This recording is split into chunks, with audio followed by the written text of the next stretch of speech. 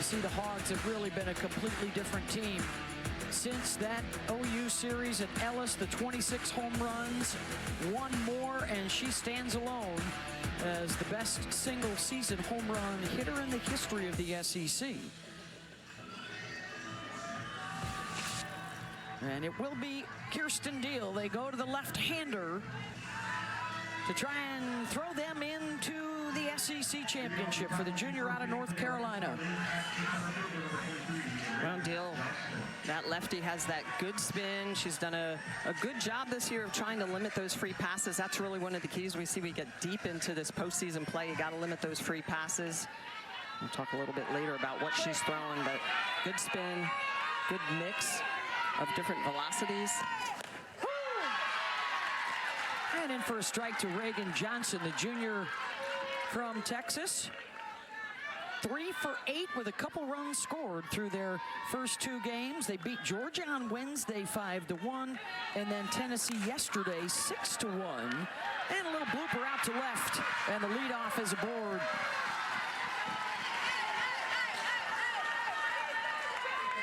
How about how Reagan Johnson beats the shift? This is how they played her in the 3-game series. They pull an extra outfielder onto the infield, and so it makes her difficult to get a ground ball through the infield, so she just pops it over their head and finds no man's land out there in left field. This is Reagan Kramer. Had the long ball yesterday in the 7th inning. Last time she swung the bat, the senior from Topeka, Kansas.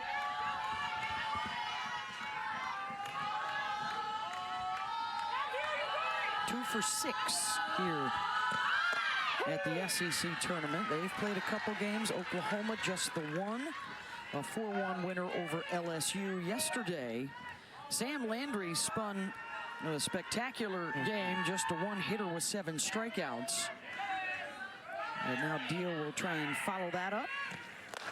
The crazy thing about Reagan Kramer's grand slam is that it was off of the first pitch that she saw off of the SEC back-to-back pitcher of the year in Carlin Pickens. And Reagan Kramer is usually a hitter that shows a lot of patience. She has a great eye at the plate, doesn't chase a lot, and so for her to come out and swing at that first pitch, I think took everybody by surprise, including Pickens. Well, not that prototypical home run hitter either, right? So, Exactly. But you don't have to be when Pickens is supplying all the juice, right? You just got to barrel it up.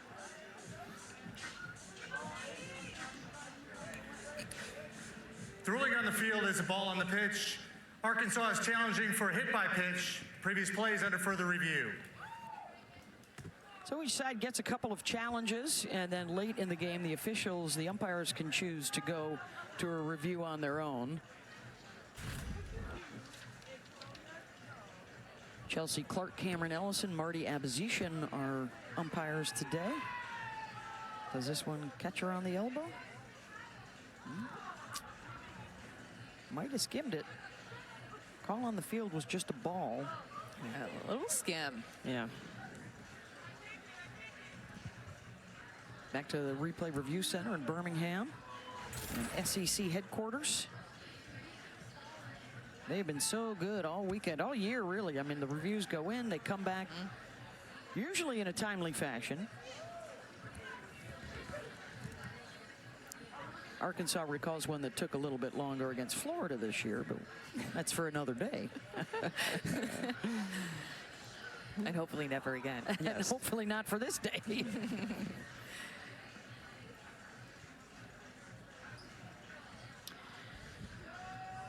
They need video evidence to try and change it. Otherwise, it'll stand as, I believe, ball 2. After review, the call on the field of the ball is upheld. Count is 2-1. That is Arkansas's first challenge of the game.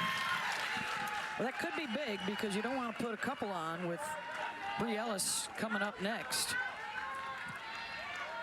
There you see Courtney Deifel and the numbers for her. Swept the regular season and the tournament back in 2022.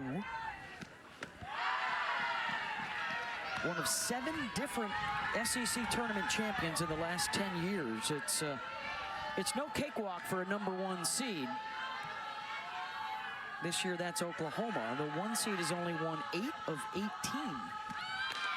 Well, and you think about, too, why she would want to review that as Reagan Kramer just goes ahead and takes a free pass anyway. But you have the option for a couple of pitches ago for Bri Ellis to come up with 2 runners on base. So using that challenge early, trying to get her on with runners on. Well, it also gives a little time to pause, make Deal think a little bit longer while that review's going on, feel the pressure. The senior from Houston was 4 for 4 against Deal in their regular season meeting with a couple of bombs. 26 on the year, 72 runs batted in, and nearly hitting 500. Those are Jocelyn Allo type of numbers. And Deal gets her to pop it up in foul ground. Nellie Mack under it. 1 down. That's a huge get for Deal. Non-productive out. Not to mention it's the home run hitting Bri Ellis that you get to pop up on the infield.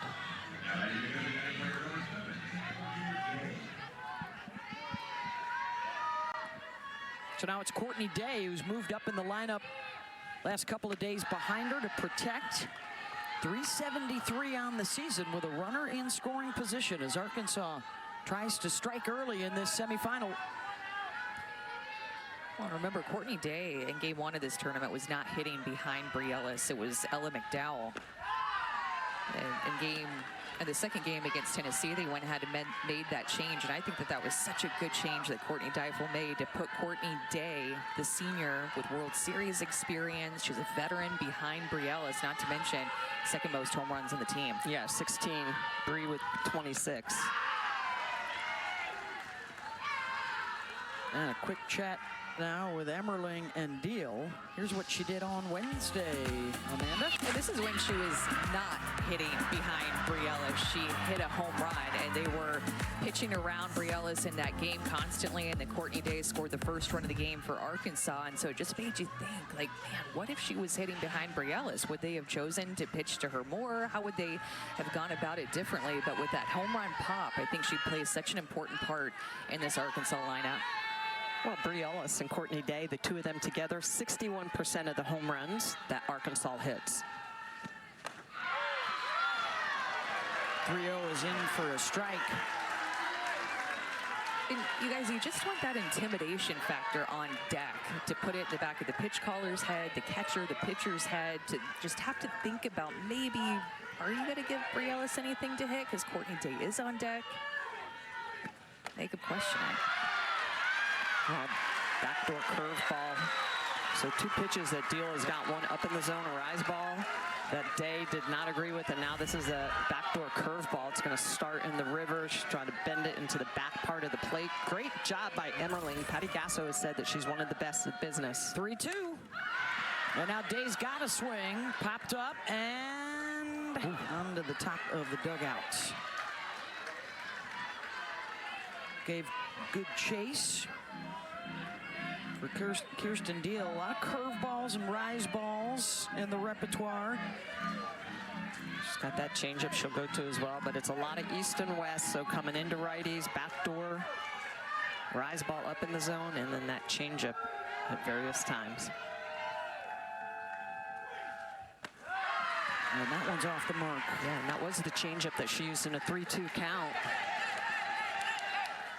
Couple of walks for Deal, who got roughed up in her last start against Florida last weekend. 5 earned runs in just an inning and 2/3, but she does have nice wins this year over Texas and Tennessee and South Carolina. Usually strong in the opening frame. Wyckoff, base hit, and a run will score.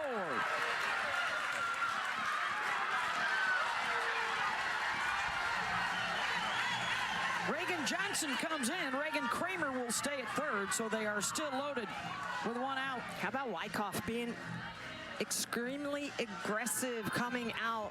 First pitch swinging, driving that ball into right field.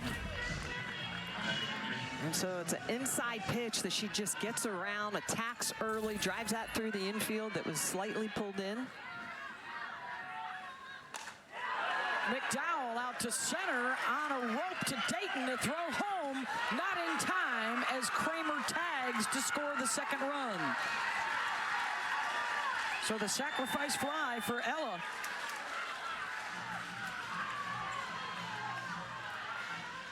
Things happening fast for Arkansas's offense with how aggressive they're being at the plate. First pitch swinging by Wyckoff, and then McDowell just barreling up that sacrifice fly. And that'll get Jen Rocha, the pitching coach, out of the dugout to chat with Deal. So one free pass comes around to score. There's another one standing on third base. And that is the freshman lefty, Audrey Lowry, who is already up in the bullpen. And Ellie McDowell is a freshman that Courtney Deifel has a ton of confidence in. She was the player that was hitting behind Brie Ellis earlier in the tournament. Great slide by Kramer, trying to avoid the bat laying out by the batter's box. Yeah, very athletic to move around the catcher as well. Yeah, Emmerling, the throw taking her into the line. So they're also going to charge the error to the catcher Emmerling there to allow the runners to advance. That's a tough call, taking an error on that one. The throw takes you up the line. Yeah. And she, too, is avoiding the bat, right? Trying to make the catch and get the runner. Avoiding the bat, an obstruction in the back of your mind if you're a catcher with how much it's called. Two still in scoring position here for Kennedy Miller. The seven spot in the order. A couple of walks, a couple of hits, and a 2-0 Arkansas lead.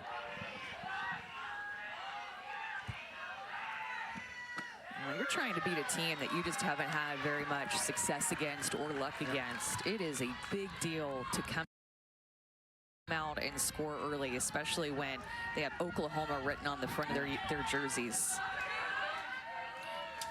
And it's been a while for Arkansas. Fly ball out to right, and coming on is Sydney Barker to make the catch. A couple in, couple left on. Sooners coming up. Internet. Arkansas puts a 2-spot on the board in the top half of the first, and here come the Sooners picking up the bats for the first time. Led by Ella Parker, red hot her last 11 games, hitting over 500 with 4 home runs and 9 RBIs, battling through a lower leg injury that was slowing her down in March and into April, but not so much now that the mayhem is underway, and she backs up Cassidy Pickering, the 2 sophomores at the top of this order. Cassidy named this morning to the All-SEC first team.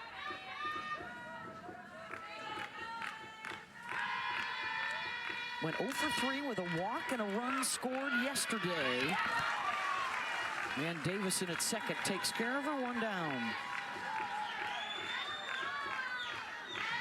So that brings up Ella Parker, the sophomore out of Los Angeles, 1 for 3. It was a double with a run scored to face Peyton Burnham, the freshman from Eugene, Oregon. Getting the call in the circle.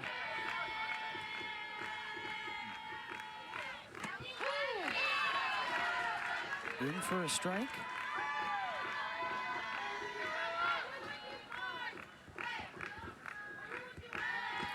On third-team All-American last year, she was the Big 12 tournament MVP.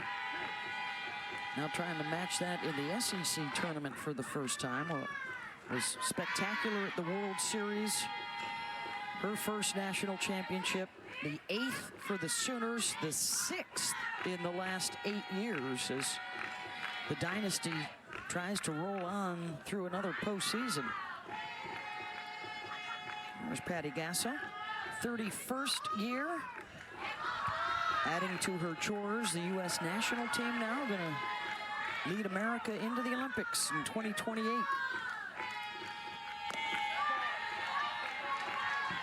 Burnham's gotten a lot of experience for Arkansas behind the ace of Robin Herron, the lefty. As a freshman, she's gotten a lot of pitching time. Even got to pitch against these guys earlier in the year. That nasty changeup that will just fall off the table. It almost looks like an off-speed drop. She'll throw it anywhere between 58, 61 miles an hour, but a very effective pitch for her is that changeup. It's her second start of this tournament. Got the start against Georgia a couple days ago. Well, take a look at how they're playing Parker. So they've got their shorts Stop. Way up the middle. And they've got Parker slashes that one to third. 2 down. Well, Peyton Burnham is able to go up and down in the zone. She can bring it at 68, 70 miles an hour, both sides of the plate, up and down. But I'm telling you guys, this changeup, it just falls off the table. She wants you to chase it down in the zone. She can locate it through the zone for a strike. That changeup is her best chase pitch and her best swing and miss pitch as well. Now it's Nellie McEnroe-Marinas. Ball. Actually, we'll go to that rise ball the most. She's able to locate that pitch on a lot of different levels. A changeup, 43% whiff rate, alongside her curveball and screwball side to side.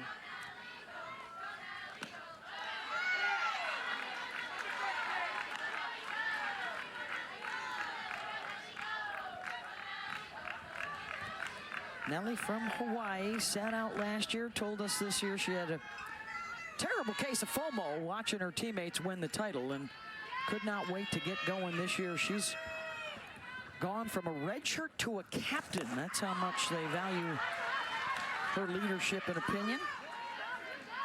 I think a lot of folks were surprised that there was not a Sooner on the final National Freshman of the Year top 10 list, neither Nellie Mack or Gabby Garcia. Yeah, that whole left side of their infield has been so strong defensively, offensively as well.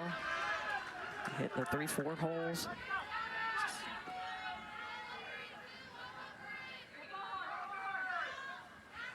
Two-two pitch here.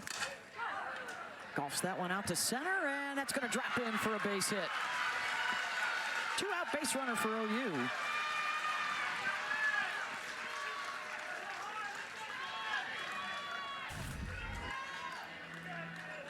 Off-speed pitch on the lower outside corner. And you look at the way that Nellie Mack is just going to go down and get that, stays through that pitch. And because of that, that's how she gets to the drop. How about Reagan Johnson, though? She was playing deep. Nice effort. Almost ran that down. So here's the other freshman. They're back-to-back number 3 and 4 in their lineup. Both of them with double-digit home runs. Garcia, the freshman from Chandler, Arizona.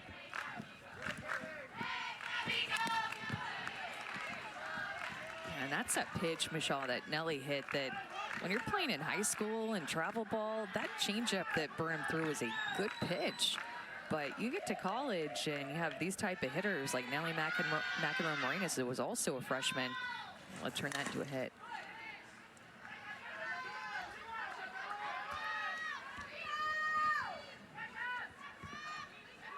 In the Southeastern Conference this year, the newcomers, 20 home runs and 53 RBIs.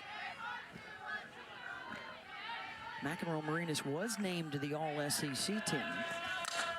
Garcia sends one the opposite way, back to the track, and with room to make the catch is Kramer. One hit, one left on, 2-0 Arkansas, 3-1. Call today. They are a ruthlessly competitive family. Those are his words, not mine.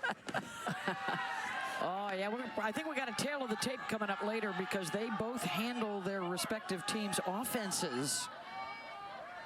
Of course, JT for his mom and DJ for Courtney Deifel. And Patty had told me earlier in the year that she never thought that they would both be softball coaches. And she said specifically about DJ, he will unfocus me. He does that. He knows how. She coaches in the third base coach's box, and that's where her team is. So maybe not going to be getting it from him as much. DJ was mic'd up yesterday pregame. They were playing right after Oklahoma's win. Foul ball there from Rio. It's 8-9-1. Mom and son had some good back and forth we'll get to in just a second. Rio's the native New Yorker. Looking for her first hit of the tournament, 0 for 6. Deal down in the dirt. And that changeup is a big deal for Deal. She needs to be able to throw that for a strike. She's hopped it in a little bit. When she throws that successfully, it just changes the complexity of her ability to attack hitters. 2-2 pitch. Gets by Deal, and there's like Bayani to pick it up. Here was Patty and DJ pregame yesterday. Coach, we're about to talk to DJ Gasso, your son. Is he coming up He's got the mic on right now, I think. Is DJ with us? Hey, Mom. You see, I tried to say hi to her earlier. She didn't listen to me down the line. What did you have for breakfast this morning, young man? Oh. Be honest. I didn't have anything. I'm trying to lose weight. That's not true. There's a lie. Mom knew what was what. Love it. Well, Patty told us when they played at Arkansas that DJ was in the dugout yelling, "Mom, Mom, Mom, Mom, Mom," when she was in the third base coach's box, and she was like, shh, just trying her best not to listen. Not to listen.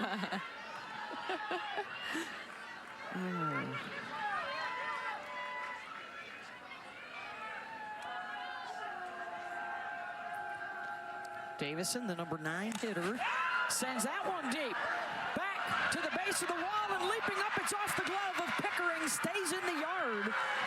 And Davison with a double. How about the 9-hole coming up big? A 1-out double for Davison. She's going to drive this changeup that stays elevated. Now remember, earlier last count against Hall, she threw the changeup in the dirt. She tries to make the adjustment. It's too high. Pickering, who is typically in right field, in left field today, it goes off the glove. Little small ball, dropping it down to advance the runner. Well done by Reagan Johnson. And a runner at third base. Yeah, it looked like Pickering could have taken another step back to the wall before she leapt. One down, and here comes the number 2 hitter, Reagan Kramer. And a chance to add to their lead.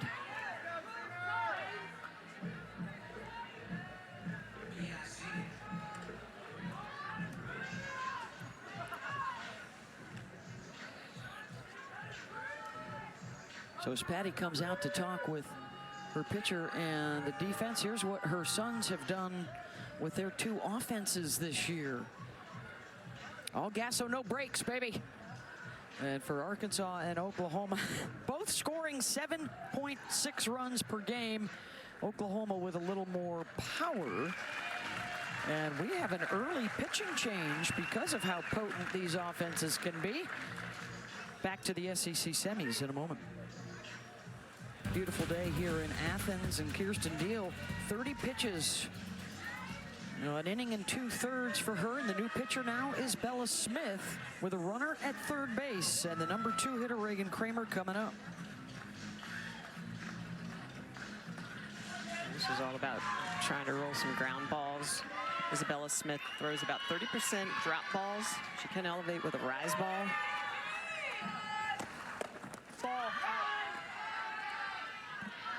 Kramer walked and scored in the first.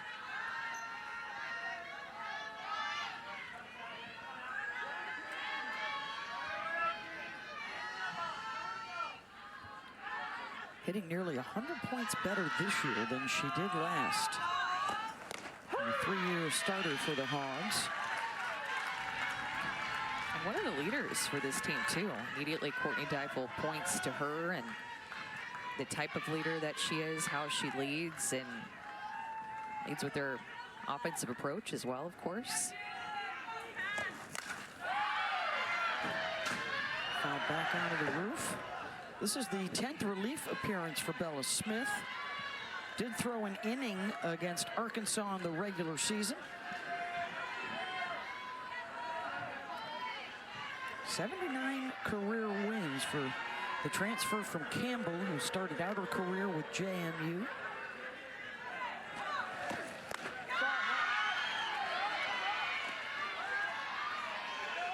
Two and two. That's the drop ball in the outer half. Little out, little up. Little up is in terms of you don't want it quite that sweet for the hitters. You want that drop ball to be a little bit lower below the knee.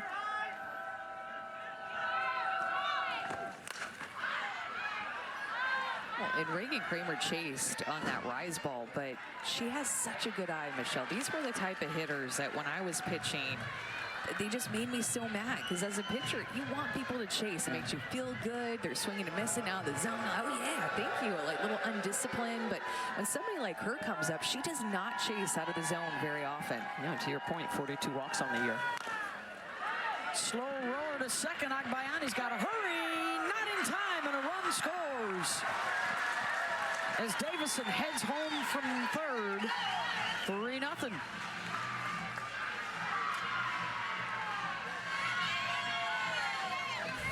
A bang-bang play at first base. Agbayani is so quick, got rid of it fast, but Reagan Kramer hustled down the line so hard, and she just barely beat it, I think. That is as close as it can get.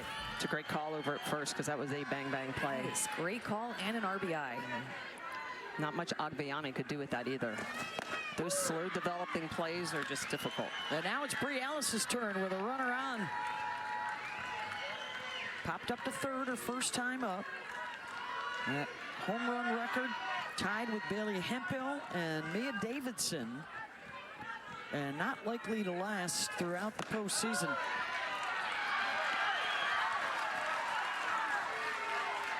Oh, 2 here from Smith.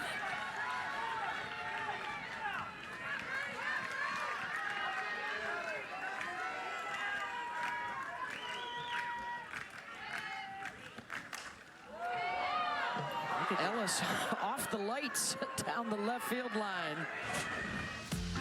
She hit a walk-off grand slam against Randy Rolling in Georgia. I mean, that pitch was right down the middle, you guys, and it was the only strike she got. It was the only swing she had not at bat, in the entire game. That was the only time she swung the bat, and it was a walk-off grand slam. Another 0-2 pitch. So the previous pitch that was hit into the lights was a changeup. That one's a 63-mile-an-hour, trying to get underneath the hands.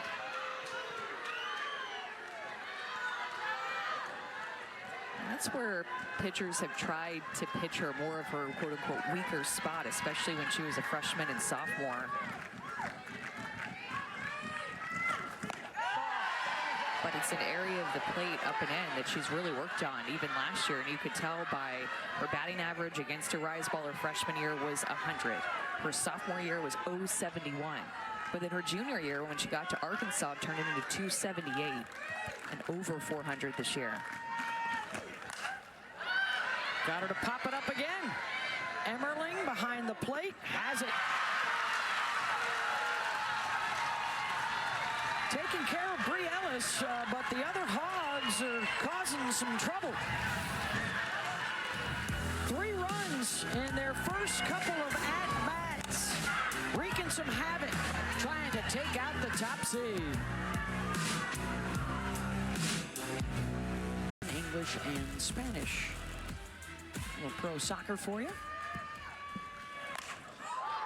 And Sydney Sanders trying to match the home run that she hit yesterday with another one today. She will lead things off 5, 6, and 7 for the Sooners, who find themselves in a bind early, down 3-zip.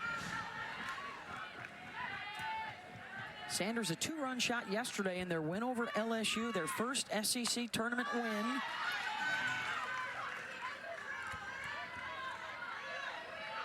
And her patience at the plate, too, has really grown this year. Taking a lot of pitches, drawn a lot of walks, still has that power.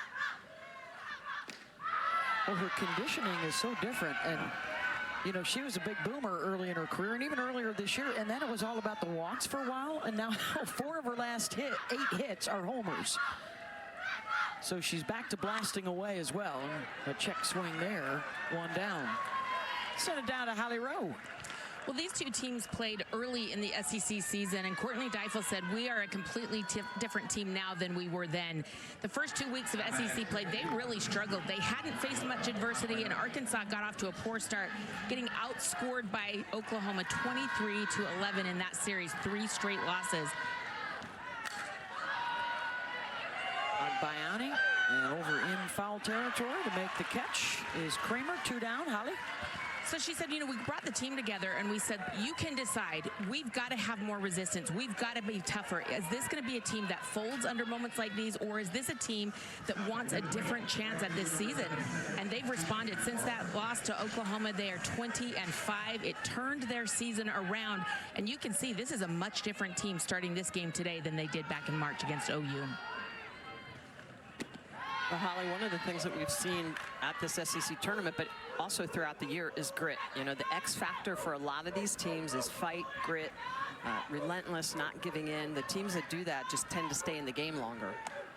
Well, and they beat 4 top 10 teams in SEC play this year. I mean, there's 8 total SEC weekends, and they faced that many top 10 opponents, and they had 4 series wins against top 10 opponents. And 3 of those on the road, by the way. Right. A&M, Florida, Tennessee, not easy places to go. So their RPI says 6, but honestly, if they win this thing, they're going to be, I think the highest they've ever had was 2022. They were a 4 seed. Yeah. That's probably the best team they've ever had at Arkansas. Back it goes to the track, and that's gone. Sydney Barker. A late season addition to the starting lineup, strikes for the Sooners. Their 97th of the year.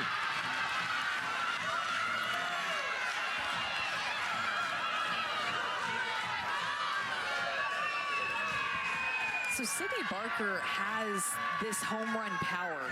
Oftentimes she pinch hit earlier in the season and she'd hit home runs. And oftentimes Patty Gasso will start her and she hits home runs. Look at her get on plane with this rise ball at letter high in the zone. And it just kept going. She got her barrel there and the ball just continued to fly. This is only 190 down the lines here at this Georgia Park. But we still haven't seen a lot of home runs at the SEC tournament despite that. She has started just 3 of the last 4 games, but now a blast here, her second home run in SEC play. Oh! Almost a chance for our buddies next door in one of the radio booths down from us. Of course, if you've been watching us here at the SEC tournament, you know there's some history up here with foul balls. Yes. Up and into Emmerling.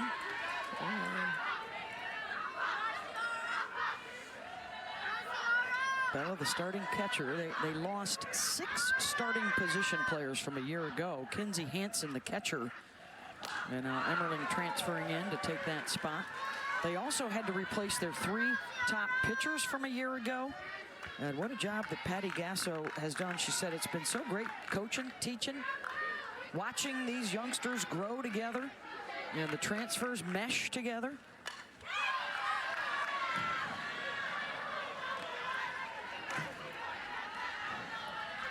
What's crazy is their numbers are similar to they have been in recent years when they were winning national championships offensively. Yeah, well, it was interesting. Earlier in the year, she said we're not as powerful, but they actually had more home runs earlier in the season than last year's team did. Yep. Yeah, they're going to hit 100 for the 6th year in a row.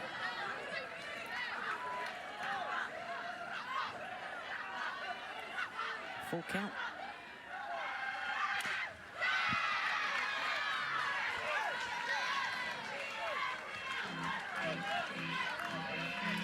I mean, this is crazy. Those last 4 seasons, all national championships. The average is in the neighborhood, so are the runs scored and the home runs hit.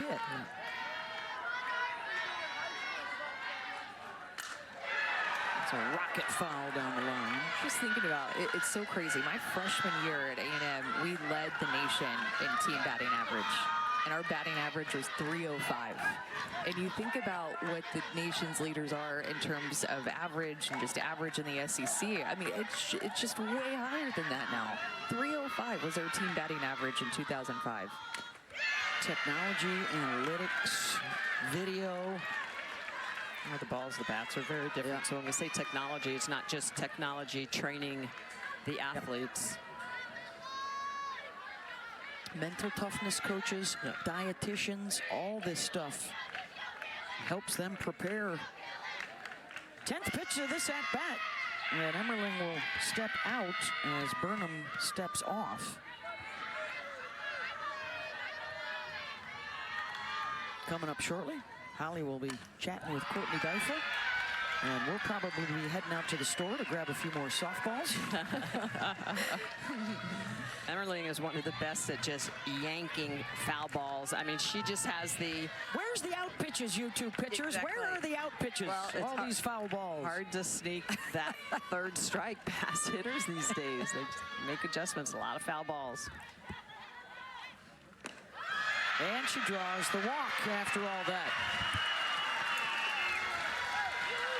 Little rally on two here for OU, and Courtney says, where was that? What was wrong with that one? Yeah, that's a drop on the outer half after challenging her underneath the hands. Doesn't get the call.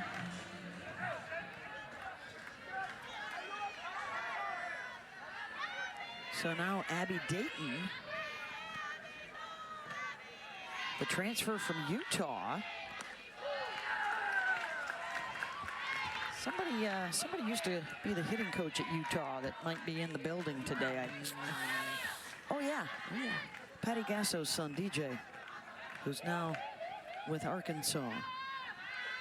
She's a former Pac-12 batting champ that DJ had a hand in. And so DJ Gasso coached at Utah, and then she was teammates with Carly Davidson, the second baseman at Arkansas, at Utah, and then they were together on the Bat Busters too. Just misses away. Yeah, there's not a whole lot of secrets, or everybody's familiar with everybody else's game. Play against each other growing up, and against each other in college again, or with each other in college. All about the execution. Ground ball to short, nice spin play. Davison gets out her old buddy. That'll bust your bat right there. But Oklahoma does get one up. Sydney Barker. Barker goes yard. Look at the way she's going to get underneath this rise ball. 7th home run of the year. Barker sending it long gone. Sooners are on the board. Dogs out, Smitty.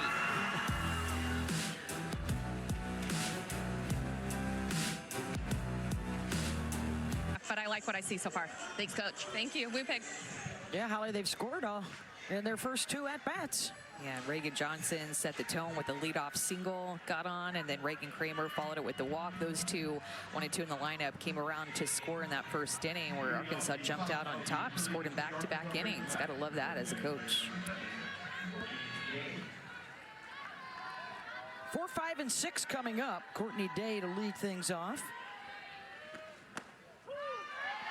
So far, Oklahoma has kept Brielis quiet, but the other Razorbacks have been making some noise. This is probably their most complete team since that 2022 club that was just an absolute monster. Such high expectations. I mean, they had power, they had speed. Pitching staff. They had a pitching staff with 120 game winner and a 19 game winner, and things were all aligned for them to go to the World Series for the first time. And unseeded Texas went into Fayetteville and won 2 straight and clipped them and shocked the softball world. They were a 4 seed. Well, and they won game 1 of that super. Yes, they did. And then Sophia Simpson happened for the Longhorns. Game 3. And propelled them all the way to the championship series against Oklahoma. Is this the team that can break through in the postseason? They've also got to figure out how to win those pressure games at home. They've been knocked out of the NCAAs 4 years in a row at Bogle Park. So they are hoping to rewrite that, or change the script moving forward in what will likely be a chance to play at home in the regionals and the super regionals. And you see, they've hosted, they've been top 8 seeds those 2 years in the supers, and then the last 2 seasons losing to unseeded teams at home. What a springboard it would be to take an SEC championship into the NCAA tournament. Of course, Selection Sunday is a couple days away 2 hours of coverage. We'll reveal the bracket starting at 7 Eastern Sunday night on ESPN2. There's Kaylee Wyckoff. She gets a hold of one. Back that goes. And that one will leave the yard. 2-run blast. And the Hogs tack on a couple more.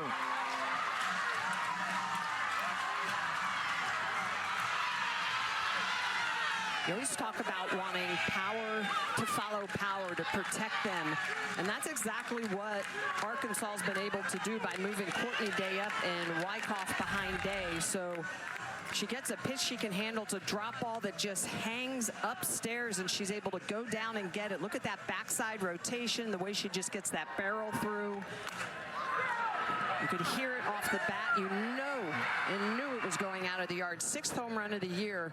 How about 220 feet off the bat? And that is 3 walks now in the ball game. 2 of them have scored as Day comes in front of her. And the Razorbacks are trying to erase the distant memory of a sweep at the hands of Gasso's group back in March. And I think we've got a challenge coming.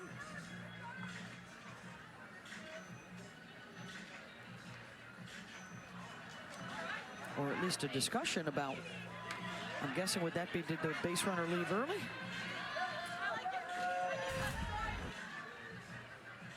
With the rule change with the home run, he couldn't even do that anymore as of this year, and she's very late. Should have just stayed at first base. She was so late. I mean, it's a good thing it left the yard. I know.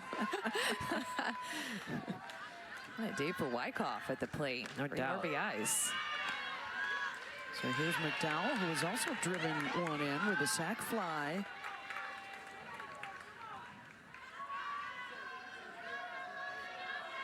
Behind Bree Ellis, the next 3 in the order have reached base 4 times, have driven in 4 runs, and have scored twice.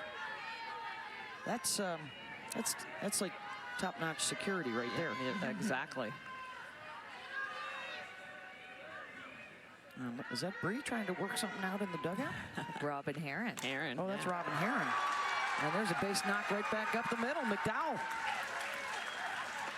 And they are picking apart Sooner pitching so far.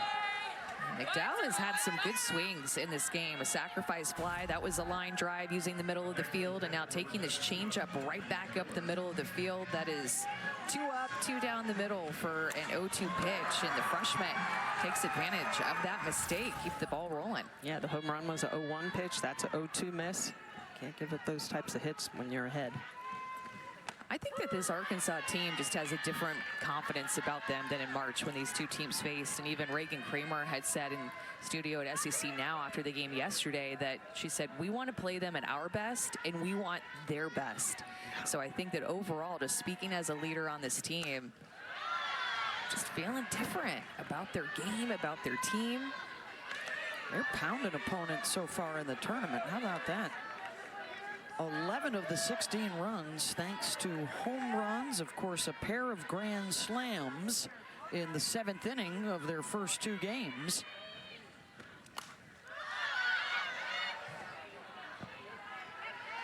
Yeah, and again, this is a team where 61% of their home runs come from 2 hitters, Bree Ellis and Courtney Day, that are in the 3 and 4 hole. So the rest of the team stepping up and hitting home runs as well. Davison, Wyckoff in this particular game. I mean, that's big.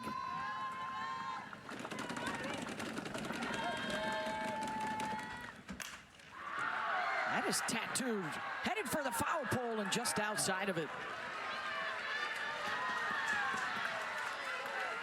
They are on point right now at the plate.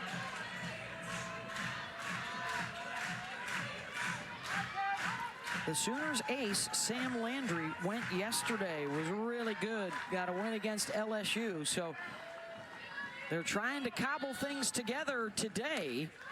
And it's been a conversation, guys, all year long. How many teams do we know of that has a consistent quality 2nd or 3rd pitcher? They've been hard to find. Well, it has been. It's been very difficult to find that consistent number 2, and it's been more pitch by committee in that 2 hole.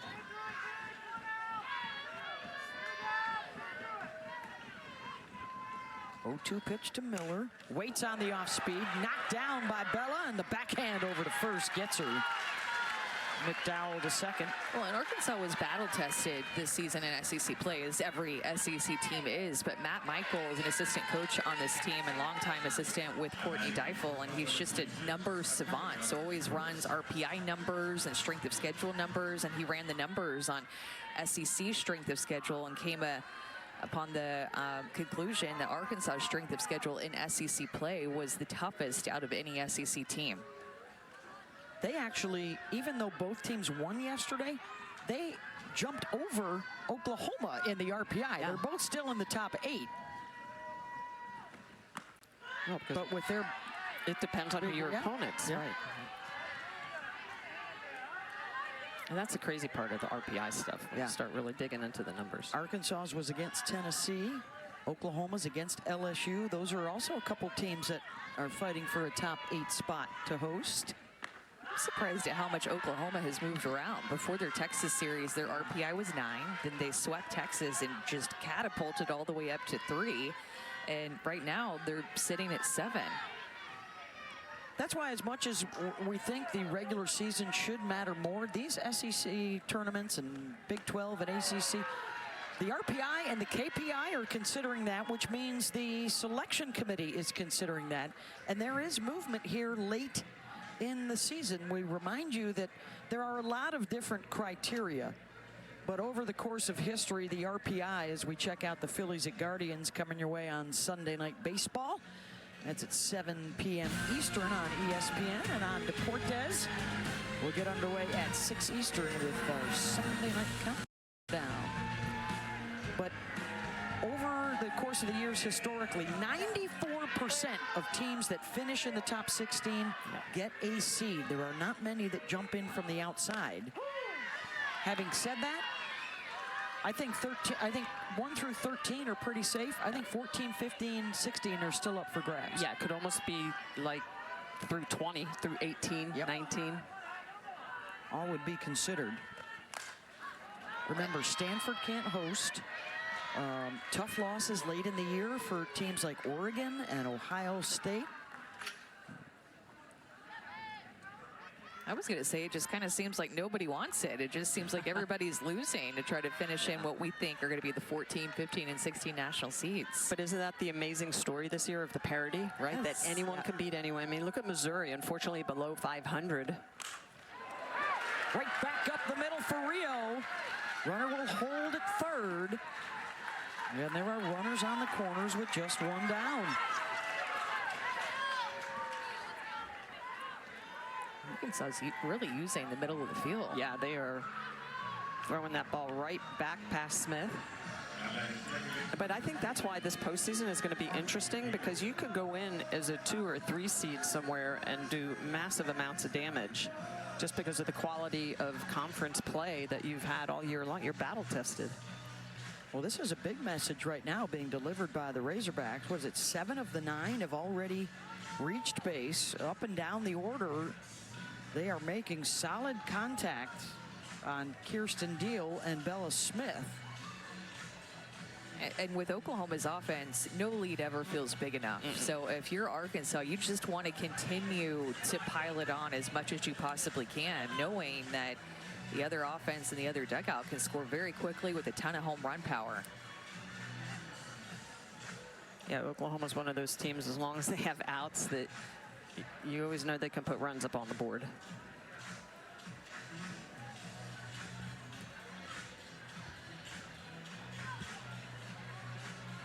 Trying to get to the semifinals for the 6th time is Arkansas. Of course, Oklahoma, their first SEC tournament after they won the regular season. That's a regular season championship now 12 times in 13 years for the Sooners throughout the course of their dynasty. Started back in 2013 with that championship team led by Kaylani Ricketts. That ball shoots by the catcher and a run will score. McDowell slides in safely. It is 6-1 Hogs. Michelle, this is a great read by Ella McDowell because the backstop is so shallow behind the catcher here at Jack Turner Stadium. Look at where the ball ends up when Emmerling gets it off of the ricochet, and McDowell had such a good read that she was able to score. We're going to score that a wild pitch, but it certainly looked like Emmerling could have caught that. Well, okay, so here's where it gets tricky, and this is where a lot of that you practice to do. Look at where the bat path is. You come back right into the eyes of the catcher. And when you come back into the eyes of the catcher, you can't see the rise ball, right? You used to do that in Japan all the time. So very difficult.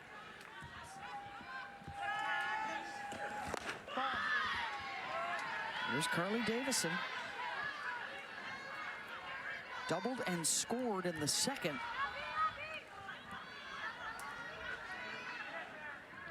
Almost left the yard.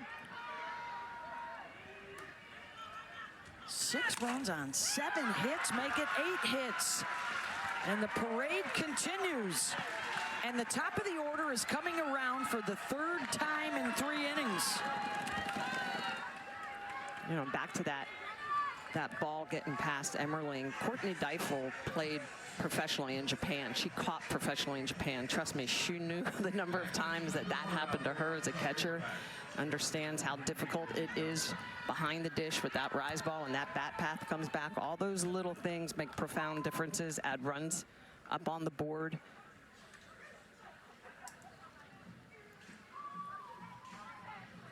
But how about this lower part of the lineup for Arkansas? Briellis is one of the only hitters in the lineup to not reached in this game. Allison Miller, that's it. And Bree could be coming back up this inning. We're going to have another pitching change. I didn't see anybody in the bullpen. Yes, we are. Peyton Monticelli is coming out.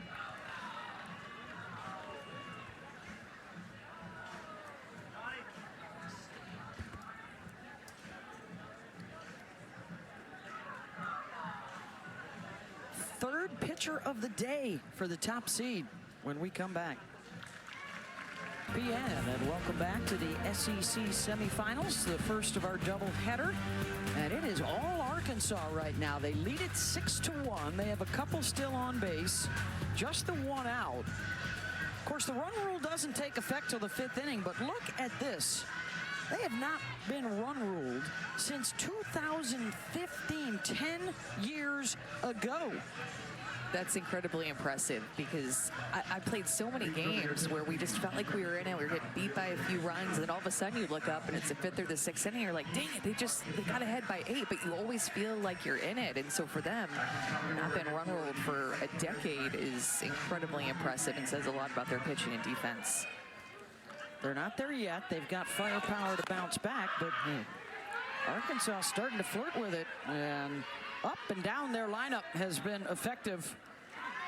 Back to the top, Johnson singled and scored and then laid down a sacrifice. Sends that out towards Pickering in left. And the runners will hold. 2 down. They bring up Reagan Kramer. And another big at bat for Reagan Kramer.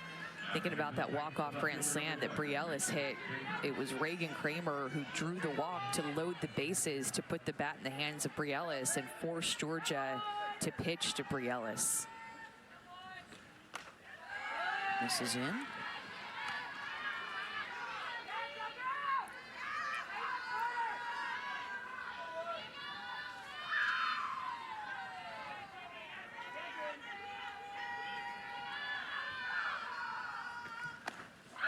This is way outside. Yeah, Monticelli's basically MO in the circle is really effective wildness. She is just going to throw the ball hard, and sometimes she knows where it's going, sometimes she doesn't, and that's, trust me, that can be hard to hit as a hitter. Absolutely. Arkansas saw her for 1 inning in the regular season. Had a couple starts early, but her last 9 appearances, she's come on in relief. Mostly fastball, rise ball, more upspin, but a lot of the ball moving around, not knowing. And now the bases are loaded. And look who's coming up. 2 grand slams, and one of them from Brie Ellis in this tournament. Whammo. First swing of the day, because nothing else came close, and she tattooed it. Pitch slightly on the outer half, gets around it, whacks it out for a granny. Big chance for the SEC's Player of the Year. A couple of pop-ups so far in the ball game. This is already the 3rd different pitcher she's seen.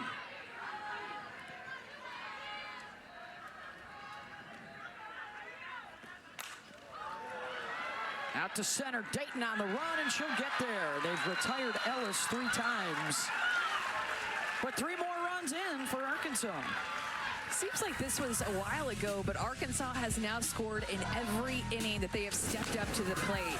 Kylie Wyckoff, the junior, a big day, a 2-run home run and 3 RBIs on the day. Patty Gasso getting after her glove right now because of what's going on the scoreboard and around the base paths. Down 6-1, the regular season champs in a big hole. The good news for the Sooners, though, it is still early. But there have been active bats for the Hogs. They've scored in every inning, including putting up 3 in the top half of the 3rd. And now it's the top of the order for the bottom half of the 3rd. These are the noisemakers in this Oklahoma lineup. Starts with Pickering. Let's send it down to Holly Rowe. Well, this Oklahoma team has huge expectations on their shoulders, always a target on their back. But Patty Gasso told me before the game that her wish for the team today is don't let tension be full in your body, the anxiety and stress to perform. You saw her gather the team together right there. They had a kind of a laugh at the end of that. She wants that tension out of their body and realizing that one moment in the game is not the whole ball game. You'll get another swing. You'll get another opportunity to make a play. That they want the tension of that one moment to release. Yeah, that's a big target to be wearing around all year long. Pickering off the end of her bat to second. 1 down. What a wild postseason it's been around the NBA. May continue tonight with another doubleheader. Game 3, Cavs-Pacers. Pacers winning the first 2 on the road. And then the Thunder and Nuggets, that series even at 1 apiece. Countdown crew tips it off at 7. Here's Ella Parker. Well, and if it's possible, don't you think that the target feels even bigger in the postseason? Like as a team, they had to learn how to play with the target on their back in the pre-conference season, okay? And then we get to the conference season and we have another target on our back. But in the postseason, wearing an Oklahoma uniform, it's different. Parker, did she get enough of it? She did! Home run, Ella! And that'll help them relax. Well, that ball just kept traveling. It looked like Johnson was going to be able to get underneath of it, but it just kept going. And that's the power of Parker. She has been really good as of late. This pitch is elevated. It's got that over-the-top spin, and look at that split grip. Barrel slightly under the ball. And it just hangs for a long time. Exit velo is 70 is good. 75 is really good. 81 is Ella Parker-ish. Yeah. Like that one. That had some air under it. Yeah, 11th home run of the year. She has been on fire the last couple series. Really, really pulling the Oklahoma team along. Look at that, 5 home runs in her last 7 games.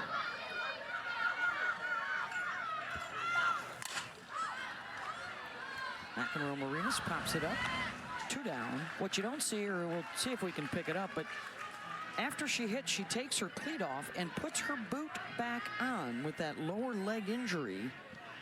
She's going to do it right now. And that boot's sitting right below her, her left foot.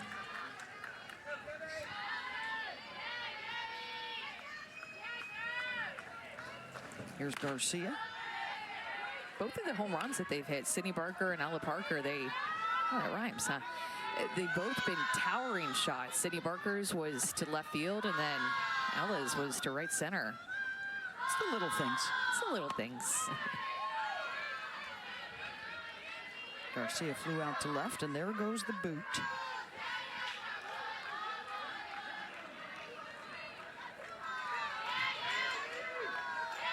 All part of the process, and Patty Gasso said, you play as much as you want, as long as you want. We're not going to take you out of the lineup until you tell us you don't want to be in it or you can't. And Ellis hasn't said that, and highly unlikely she would say that. Did Jada Coleman just drop that? I believe so. Oh, and it hurt probably her fingers. This is why. Look, she will not live that down. She's ashamed that she didn't catch it. Another high fly ball. That's out towards Reagan Kramer. Side retired, but a home run gets one back for the Sooners. Ella Parker showing that she can go yard, gets the boot off, puts the spikes on. 11th home run of the year. How about Parker showing the Sooners, hey, we're still in this. Let's go Boomer Sooner. This season, in particular in the Arkansas series, 2 of their 16 comeback wins against the Hogs. So they will see if they can do it again. And like Patty was telling Holly Rowe, they've got to get a better performance out of their pitching staff. 6 runs on 8 hits.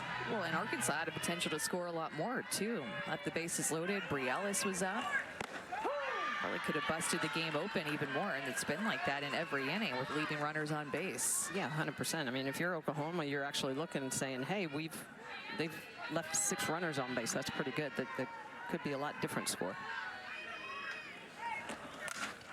Here's Courtney Day. 4, 5, and 6. She leads off for the 2nd time. It's been the free passes as well. So the hits, obviously, that the pitchers have given up, but the free passes have to limit those.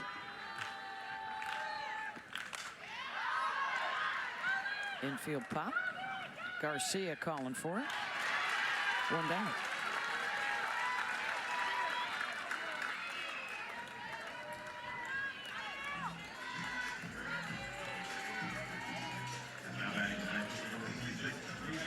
Winner of this one moves into the SEC championship game. Our 2nd semifinal follows this one. It's Texas and Texas A&M.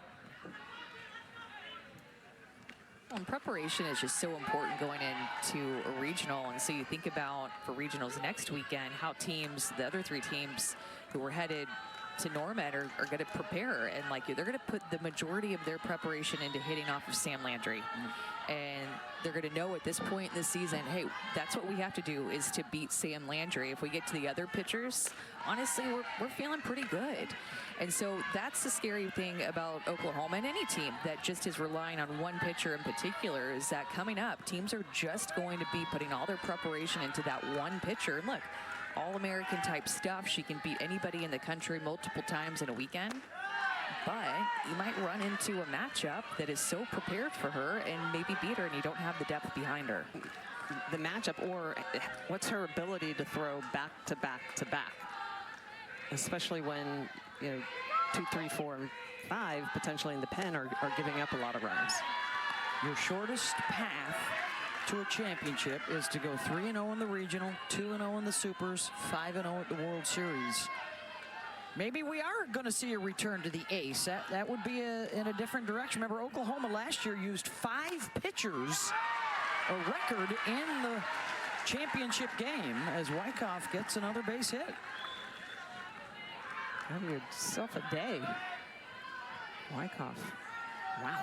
3 for 3 with a home run.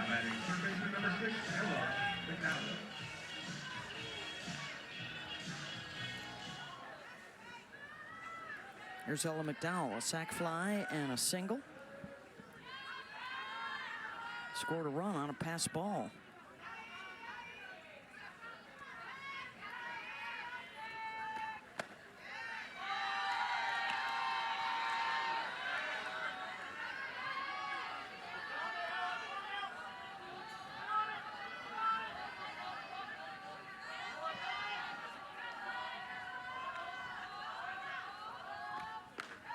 Patty Gasso in the postgame was talking about how this SEC tournament, it's kind of felt like a World Series atmosphere. Being in the SEC tournament for the first time, playing their first postseason game outside of the state of Oklahoma, and it was 8 years. Yeah. Well, it's important for her, this young team. I mean, they've played a couple of games, right? They played Bedlam at Devon Park, getting this young team used to playing on that field, playing in these sorts of environments. And she said, hey, when we went to Alabama, 4,400 fans yelling against us.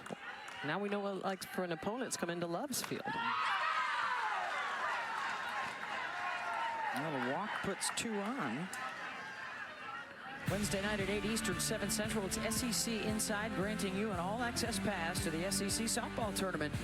Never before seen footage and sounds from the semifinals and the championship game. A real behind-the-scenes look on the SEC Network and the ESPN app.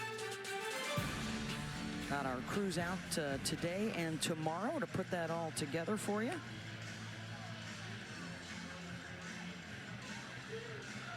So a couple on base here with 1 out. Arkansas trying to continue the trend. They've scored in every inning so far.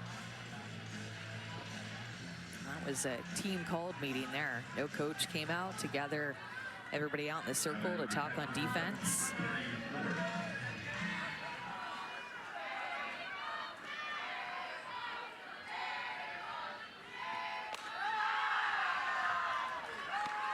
Arkansas just this year has had a high on base percentage, taken a lot of walks. That's what they're doing in this game. A lot of those walks have come around to score. Yeah, 250 coming into today's game, walks. Lot. And 5 today. And another conference going on. There's nobody out in the bullpen for Oklahoma. That's when you can tell when things just aren't feeling right. When there's a lot of coach conferences, when there's a lot of timeouts, you can tell that the coaches are feeling that there's something off. Want to have a lot of conversations, try to have a conversation that gets things back on track and gets some momentum on their side.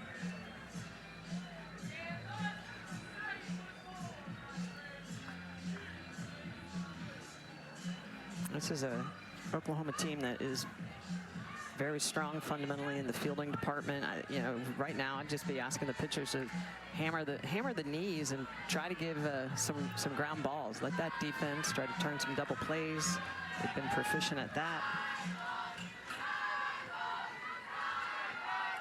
Kennedy Miller with 2 on and 1 out. And Monticelli in for a strike. And that's it. That's really should be the focus for the pitching staff of Oklahoma. Just hammer the knees. Let the defense gobble up some ground balls when it's put in play. Miller. And back on the track is Dayton. Runner from second will tag, and Wyckoff will head to third, 2 down. I just feel like every time Arkansas comes up to the plate, it's a productive at bat, a quality at bat, that they're squaring up pitches or taking close pitches.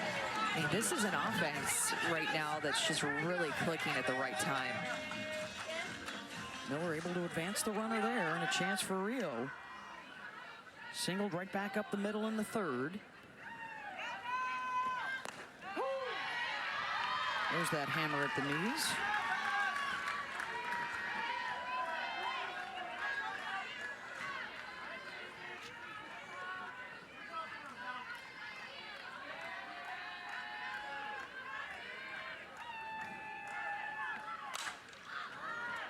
High fly ball out towards Pickering. And she's got it. And that'll end the threat. Let's see if the Sooners can build on that run from their last time up. 6-2, Hogs. Here is your Super Regionals host bubble. Get ready for seeing a whole lot of SEC on that selection show. Looks like 14 of the 15 teams will get in, and as many as 8 or 9 will be hosting. They could have 6 of the top 8 that could be hosting Super Regionals. Right now, UCLA and Florida State are up there in the top 8. We do know that Florida State will be playing Clemson in the ACC championship game tomorrow. And Coastal Carolina against James Madison for the Sun Belt crown. The other finals yet to be determined. including this one. The winner here takes on the winner of Texas and Texas A&M coming up next. Sooners with some work to do. The top seed and the regular season champs are in trouble. Arkansas's got them 6-2 to the bottom of the fourth. 5, 6, 7 due up. Here's Sid Sanders. Peyton Burnham has done a nice job in this game, and the thing that sticks out to me is just the one walk. And that's been a big difference maker for her because she's been able to find the strike zone. She's been able to get some miss hits because of her changeup. Sanders digs down for that one. Golfs it out to right. That was a really good swing on a changeup there. Speaking of that pitch, and you could tell how important that was for the Oklahoma dugout. They knew that was a changeup. Sid Sanders gives a clap to herself too as she's running down the line. A 2-strike changeup. She gets it, hits it the other way. Just a good piece of hitting as she goes down and gets that pitch. They're gonna lift Sanders for a pinch runner. She can re-enter. It's the first time they've had their leadoff hitter on base. Yeah, so it's Janie Helton now out there to run, and here's Alana Agbayani, a fly out to left, her first time up. Transfer from BYU, 1 for 3 yesterday against LSU. She was the SEC's Player of the Week a couple weekends ago. Hit 750 with a grand slam against Texas.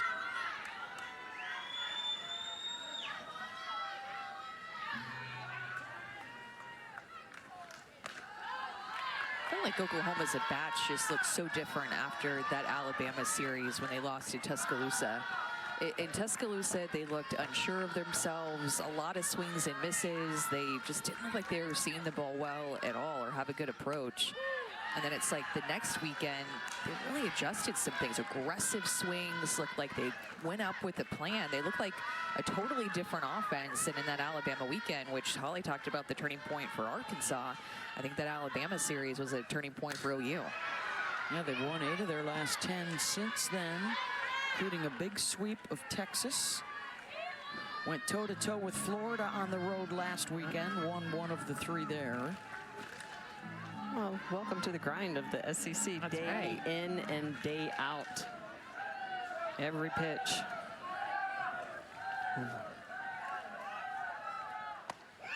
Think about that first weekend of SEC play, the fight that South Carolina gave them. All 3 games were one-run games. They were facing South Carolina at home, and it was just a grind. Patty Gasso called it survival of the fittest in that series. Agbayani, hard to second. Davison steps on the bag, throws to first, double play.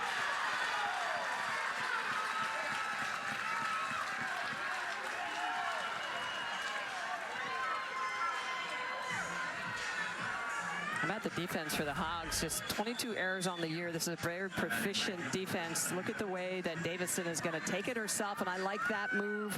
So she goes over and steps on it over to Ellis, and of course the freshman pitcher Burnham is excited to see.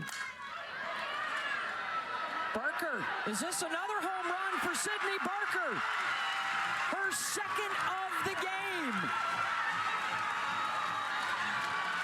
And another solo shot, and how huge was that double play for Arkansas? But now it's a 6-3 game. 3 home runs, and all 3 have been solo home runs. Sydney Barker is going to be a hitter, I'm telling you guys, for a long time, this Oklahoma lineup. Hit a rise ball over the left field wall and then sits on a changeup at 60 miles an hour and is right on time with it. This is a player who came in as a shortstop. They've used her in right field and first base. They're just trying to find ways to get her into the lineup because she can do that. 6 home runs on the season prior to this, and now 2 today. And as Emmerling go back to back, and here come the Boomer Sooners.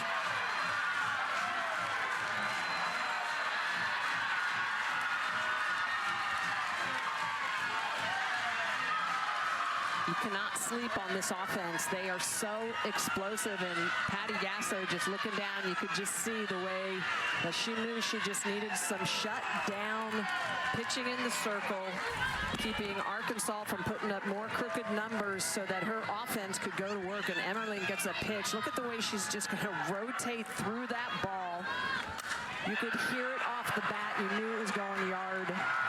Barker, Emmerling, back-to-back jacks, 77 miles an hour. How about a 249-foot home run for Bella, the Basher?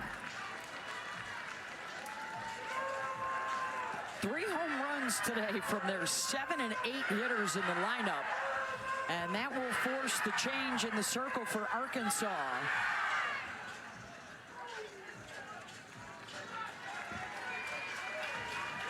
Things heating up at the SEC tournament.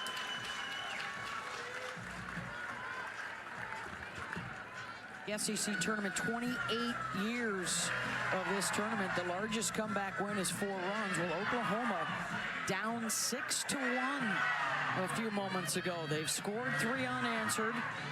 All of them via the home run. Ella Parker, Sydney Barker, Bella Emmerling. 4 home runs today. They have hit 100 for the season for the 6th year in a row. And now Reese Berline is the new pitcher trying to end this. All coming with 2 outs here in the 4th. Peyton Burning out after 3 2/3.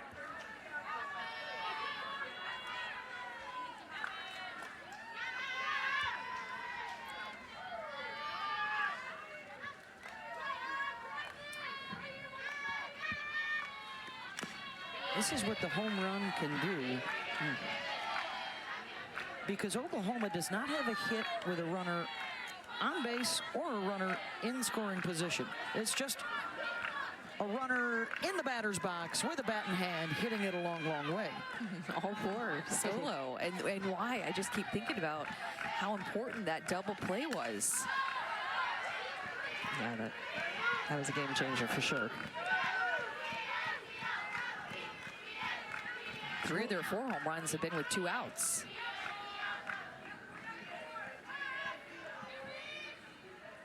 Got to be close to 1,000 feet of home run yardage for the Sooners. Not this one. But OU with back-to-back home runs, tightening the score. Sydney Barker, the freshman, going yard. How about the 99th home run of the year? These Sooners have bashed out of the park. And then Bella Emmerling, the junior, for the 100th home run of the year. The Sooners could still bop it out of the park.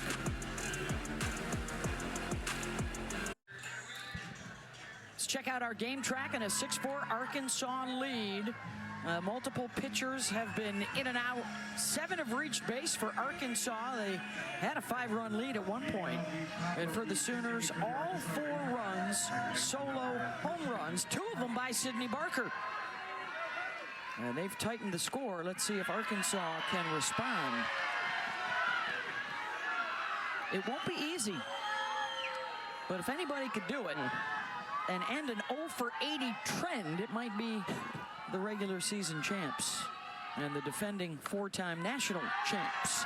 I think if you're Arkansas here, you have to answer back. I mean, there's just no question about it with where we're at in this game. They scored in the first 3 innings, then put up a 0 in the 4th inning. You have to answer back with where you're at in the order, especially top of the order coming up on deck. Second inning of work for Monticelli.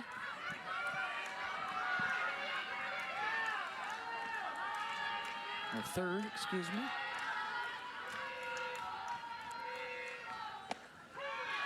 And for a strike to Davison at 70 miles an hour. And to y'all's point, I mean, if you look at the left on base for Arkansas, even though they've put a good number of runs up on the board, 6, they've left 8 runners on base. So they've had opportunities to put even more up. And Bree Ellis left the bases loaded her last time up in the 3rd inning. Might see Bree do up 4th. with those 26 home runs on the year. And this is the 6th free pass. Into the number 9 hitter who's been on base every single time.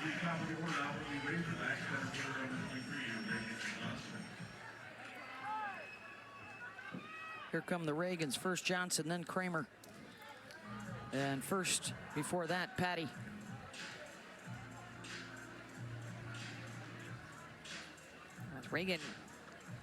With Reagan Johnson up, they've brought an outfielder into the infield as Sam Landry, the ace on staff, starts to loosen up now that this game has gotten closer, I think, and we're getting later into the game. Looks like they're going to bring in the freshman, Audrey Lowry. So a 4th different pitcher of the day as Monticelli departs. Lowry comes on.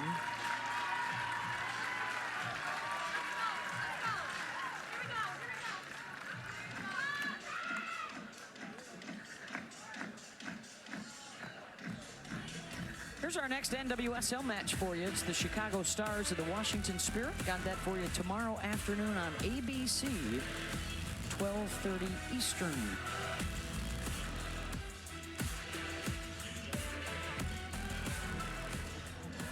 Here's where we stand in Athens on this Friday afternoon.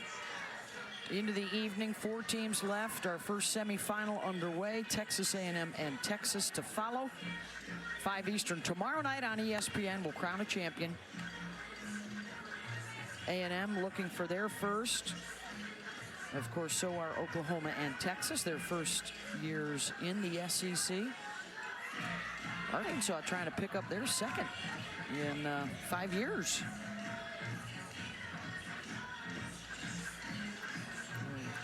Lowry, the freshman, does a good job of controlling the free passes, just 3 on the year. She's crafty lefty, has a lot of that late sharp break. Does a good job of spinning a curveball, drop ball, so induces a lot of ground balls. And for a strike to Johnson. And it's so nice if Oklahoma wants to play this type of defense against Reagan Johnson like they consistently have, that they have somebody like Sydney Barker who's hit the 2 home runs that can come and play in the dirt. Shortstop, before she got here to Oklahoma, has played some shortstop here, but they have her starting in right field. But when they put this type of shift on and bring her from her right field position to the infield, she's feeling right at home.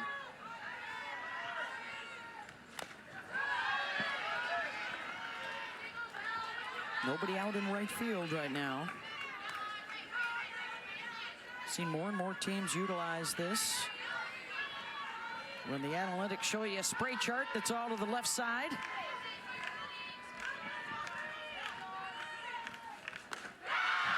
Gets her to swing through it. That was the first strikeout today for an Oklahoma pitcher. Take a look at the home runs for the Hogs. Ability to spray really throughout the field, Amanda. And as a pitcher, you know it's hard to pitch against that. Yeah, absolutely is. And you have home run power all throughout. I mean, even Reagan Kramer hit the grand slam, and that was just her 2nd home run of the year when she hit that grand slam. And then, of course, you have the home run hitter, Brie Ellis and Courtney Day back-to-back. That chart was their home runs here at the SEC tournament through the first 2.5 games, and those are the 4 that are coming up, starting with Kramer. A couple of walks, an RBI single. Sends that the opposite way. Pickering.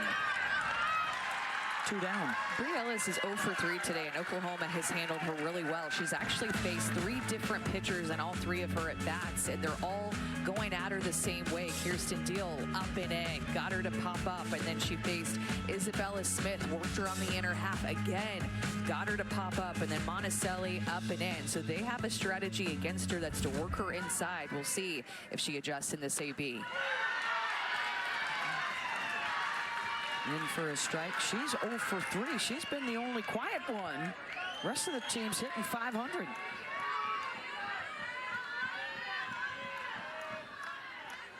How long can you keep her down? The hit and run on there. And now a 2-strike count.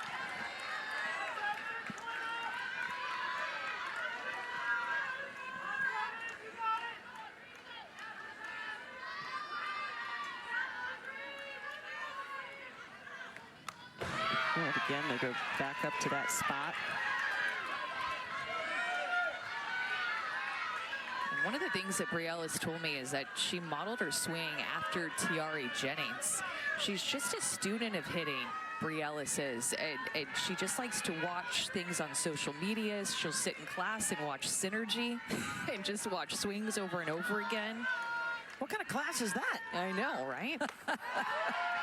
But she noticed in watching Tiare Jennings swing that it was a little bit flatter, and it allowed her to get to pitches that were more up in the zone. And so she said to herself, I think that that's something that I need to start doing. But Tiare Jennings, somebody that she looked up to watching her swing. Ground ball to short. And how about the job they've done?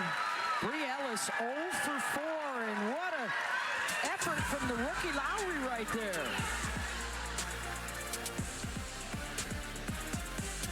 Up next, the 51st meeting of the Aggies and Horns. Winners into the championship tomorrow. There's still some intrigue as to where these teams will be seated once the NCAA tournament starts. There are the Longhorns staying hydrated on another hot day here in Georgia. Pickering in the top of the order coming up. Seeing Tegan Cavan makes me think, what is our pitching matchup going to be for the second semi today? A&M and Texas. No. Every team in yesterday's quarterfinals threw their aces, their supposed aces, so it will be interesting to see. 0-2 to Pickering.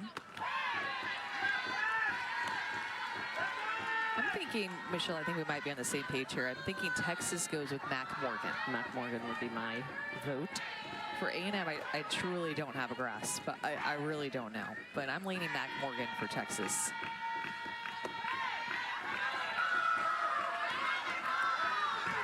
Two to Pickering. She's had a hit in 24 of her last 27.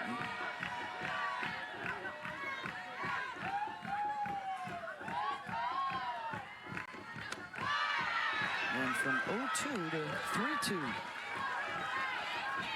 against Reese Berline, the transfer from Mississippi State, now in her second year in Fayetteville.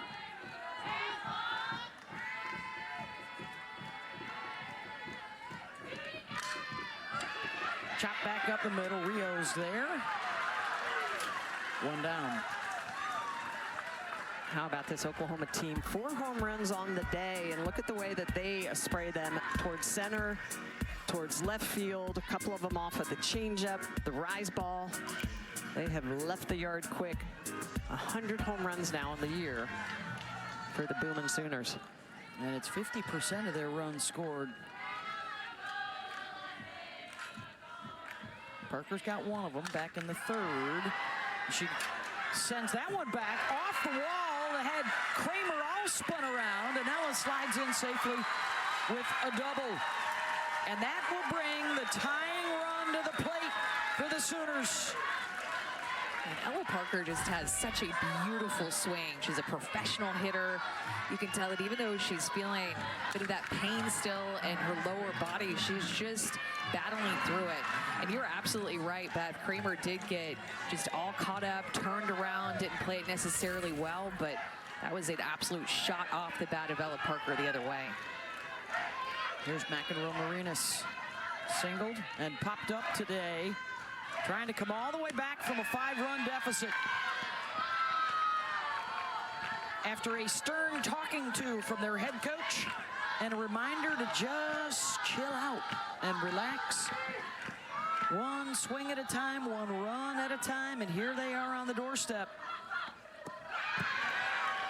Parker to third.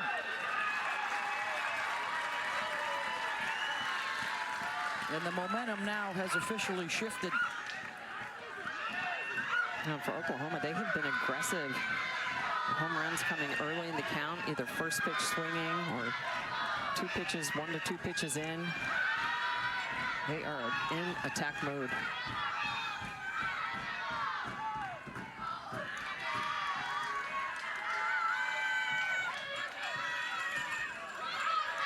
Got a mechanical issue here. That'll give us a chance to remind you that Sunday Night Baseball has the Phillies and the Guardians, 7 Eastern, 4 Pacific on ESPN. Deportes and the radio. Our coverage begins at 6 Eastern with Baseball Tonight, Sunday Night Countdown.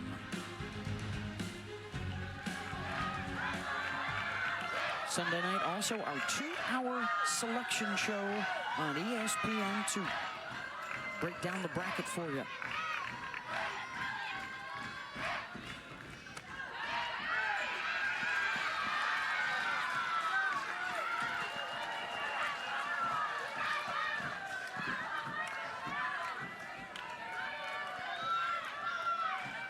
Well, Nellie Mack might have something juicy to look at right here.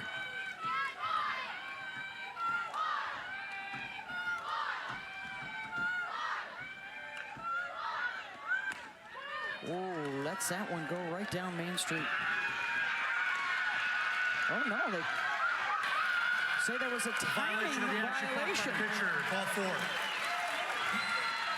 So it ends up being ball 4. Did not beat the pitch clock. And there you go to 0. Still in her hand.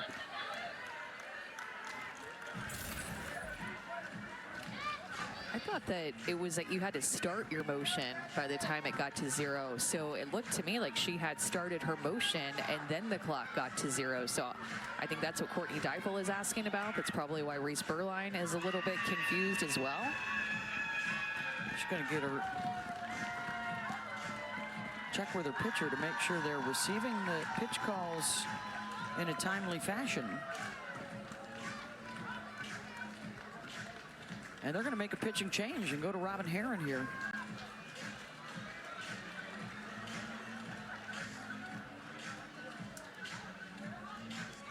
With Gabby Garcia coming up, the number 4 hitter.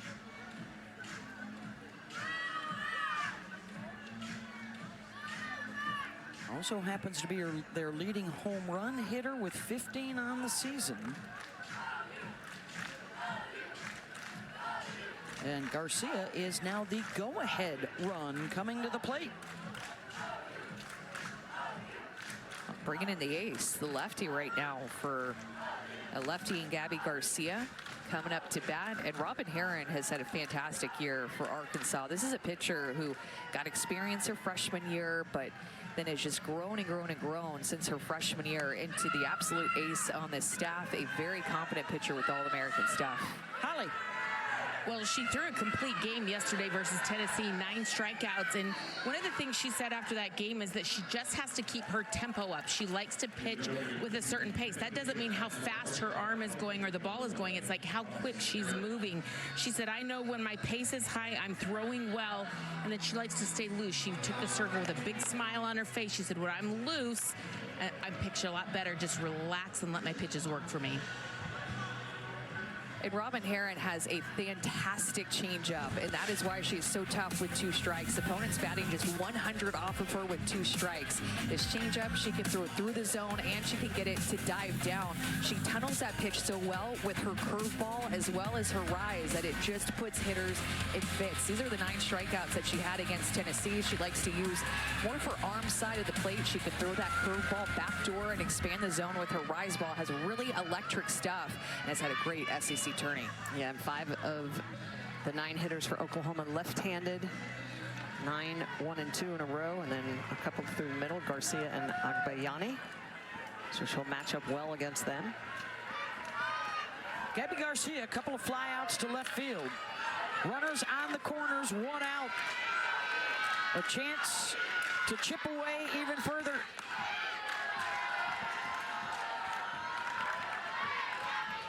I think that Oklahoma is going to continue to be aggressive off of her as well as they have been in this game because she has been so tough with 2 strikes in this tournament. She's only given up 1 hit with 2 strikes and a ton of strikeouts. Just foul. Arkansas swept by Oklahoma in the regular season. They only have 2 wins all time against the Sooners. 14 straight losses dating back to 2009. They were cruising early with a 6-1 lead. And the regular season champs refusing to go quietly.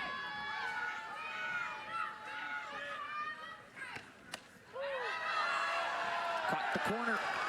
1 and 2. Well, to your point, Beth, that's exactly what Patty Gasso wants to see. She wants to see the fight. She wants to see them battling, chipping away. Just that grit that it takes. This is their first RISP opportunity of the night. In the dirt. 2 and 2. Good job by Miller to keep that in front of her. Keep an eye on both the base runners in that first and third situation.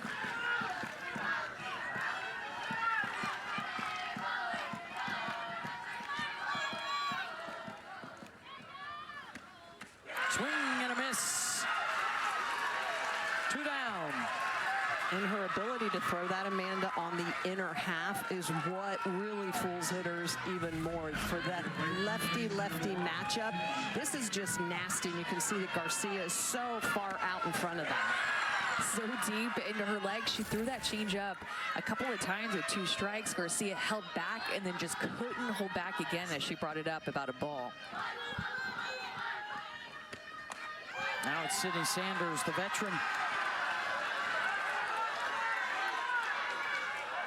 That's the first strikeout, by the way, for an Arkansas pitcher. Both pitchers, pitching staffs getting a strikeout in the 5th inning. Took them a while. Speaks to how good these hitters have been. Well, and I think that that's another reason that you like to bring Robin Herron into a situation like this. With the long ball that Oklahoma is hitting, she has the potential to pile up strikeouts. With runners on base, it's exactly what you need.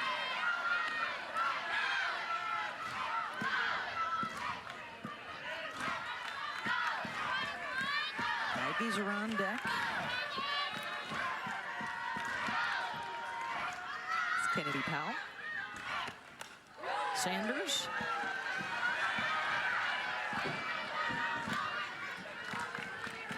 And so with 2 strikes, she wants to go to that changeup. She has been so good with 2 strikes in this tournament. Sanders hit a changeup for a base hitter last time up. Waits on it, gloved at third. McDowell with the one-hopper over to Ellis in the scoop, and that ends the threat. What a play for the backs defensively. To win a run. To win championships, you've got to have the bats, obviously, and the arm in the circle, but it's a must-have to have the defensive plays when the game is on the line. Look at the way that McDowell's going to get up, get that ball over, and Bree Ellis picking this, the hugs, getting it done, and you got to love it, your pitcher. This one, though, defense keeping Arkansas in it. How about Ella McDowell making a SportsCenter top 10 play? You know if you're going to beat this Oklahoma team, Tori, you've got to have great defense. But don't forget about that pick by Bree Ellis. She made Ella McDowell look good. Shout out to the first baseman. Ladies. All right, here we go into the 6th inning. The Razorbacks with the lead over the Sooners, 6-4. As the drama builds, the winner of this one into that SEC final. 4, 5, and 6 due up.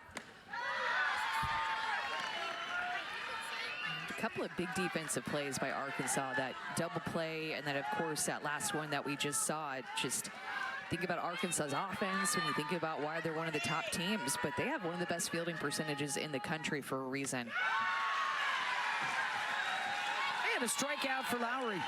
This is a 0-2 pitch that was hit so hard, too, by Sanders. A changeup that was up, but Ella McDowell was playing a little bit off the line, and then the pick in the heel of the glove by Bree Ellis to finish it off, and then the embrace, the senior and the freshman pumping each other up.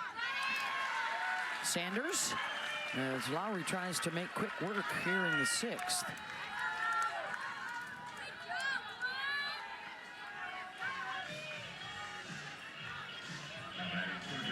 Doesn't usually goes. You make a great play, and then you get to hit the next inning, the next half inning. I feel like that's how it always happens.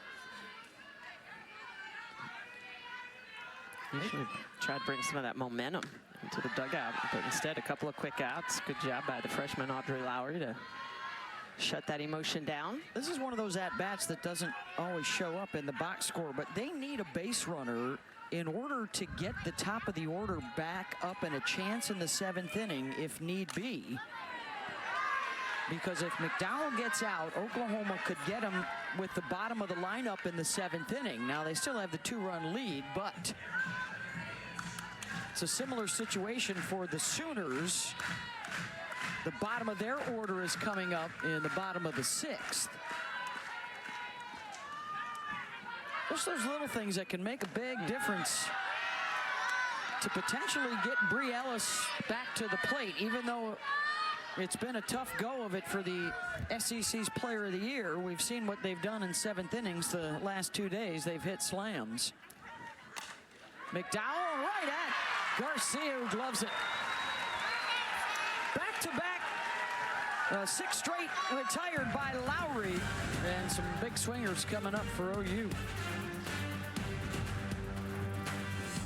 It even more, trying to become the first team ever to do it in the 28-year history of the SEC tournament. But that was a couple of innings ago. The outs are getting short. 6 left for the Sooners to work with. Agbayani and then Barker and Emmerling. Those two have hit home runs tonight. #1 seed looking to stay alive. And for Arkansas, already an upset over Tennessee in this tournament. Looking for another big one to put on the resume for the selection committee.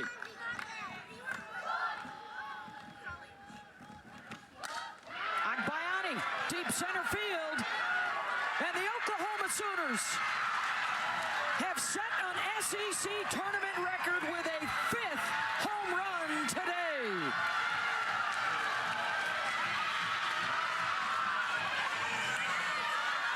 Can never count them out. Each and every one of them solo. And a prophetic Patty Gasso. Wait a second, was that a smile?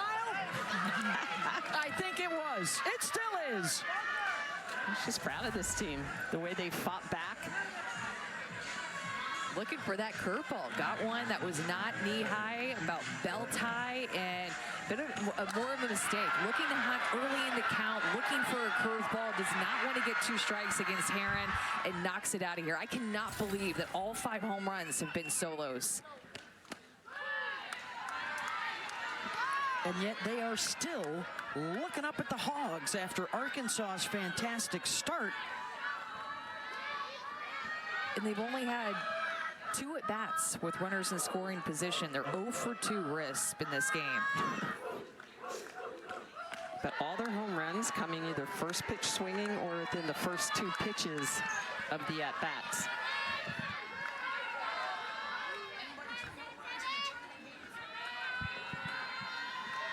This is the most home runs the Arkansas pitchers have given up in a game this year. She says she's tough. She says she's stern. She says she's old school, but look at those pearly whites. The comeback in this team and the fight. And a smile from the old ball coach. Yeah, smiling, because Agbayani is typically one of the hitters that gets on base, doesn't always whack it out of the yard. That was just her 3rd home run of the year.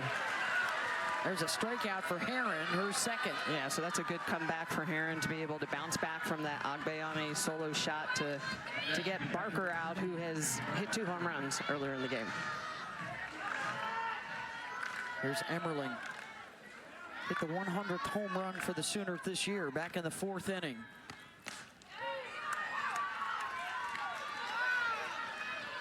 And again, the one thing that Arkansas pitchers have done well, when you take away giving up the home runs, is limiting the walks. That there hasn't been a walk in front of the home run that turns it into a multi-run home run. We had the Florida-Oklahoma regular season finale, and Tim Walton, that was one of his keys. He said, they're going to hit some balls out of the park. You just can't have anybody on base in front of them when they do. They won 2 of 3 from the Sooners that way. That's been the case so far today. But they still have outs to work with. And what this does now, bottom of the order, it gives the top another chance at some at-bats, either this inning or the next.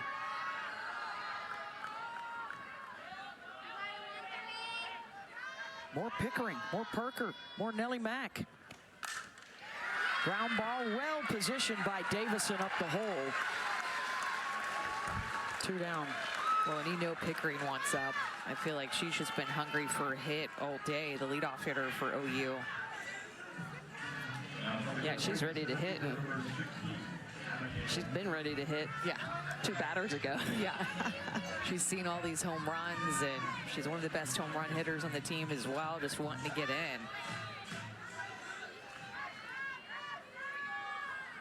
Here's Dayton, yet to reach base.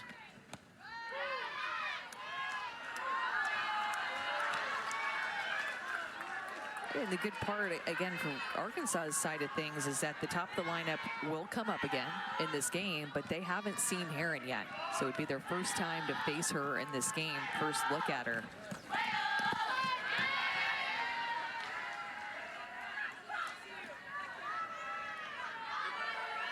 They've done a good job with Cassidy Pickering, who's on deck. The leadoff has not been able to elevate.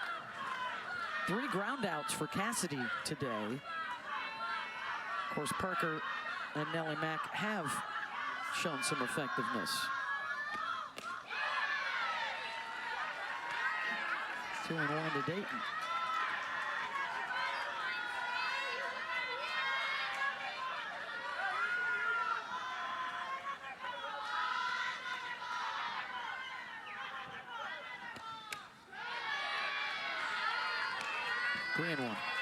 Dayton being very choosy, not chasing anything, making Heron have to come into that zone, and it's falling behind 3-1. Glanced at the scoreboard there to check the count. And now it's full. So do you go to that curveball again, or do you put money on the changeup? That's the question right here. I'd say curveball because of the eye that Dayton has had. What do you say? Inside changeup. Drum roll, please.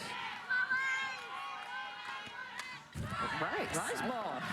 That's what I was thinking. I just didn't verbalize it. Oh, you did, yeah. I got that one right. Okay, let's do it again. I'm going changeup after that swing. What do you think? I am going curveball inside. Change low. Change low. Struck her out. Second of the inning for Heron, but Agbayani inches him ever closer. Agbayani, known for the short game, known for her skills at second base, says, hey, I want to hit it with the big girls. 3rd home run of the year, and she gets a smile on Gasso's face as well. Wait, next week? Well, here's our story for you. The game summary. Arkansas got out to the 6-1 lead. 5 solo home runs for Oklahoma to cut the deficit to 1. And the Sooners have a couple of comeback wins this year against the Hogs. Can they get another one, or does Arkansas hang on here? They'll try and tack on to the lead in the 7th. Hannah Core is the new center fielder for the Sooners. Cassidy Pickering moves to right. And it looks like Abby Dayton out in left. So changes in the outfield defensively. They like Core a lot with her speed and range.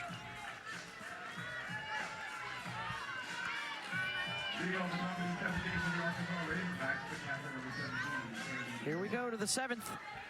6-5, Arkansas winner into the finals to face Texas or Texas A&M. That game coming up next.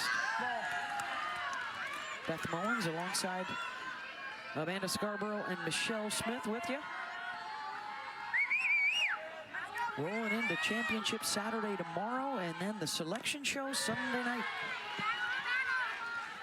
On the road to the Women's College World Series. May 29th it'll get underway.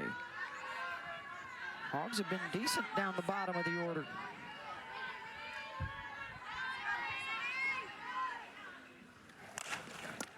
Ground ball to short. 1 down. Oklahoma, Audrey Lowry in this defense, they want a 1-2-3 to avoid the top of the order.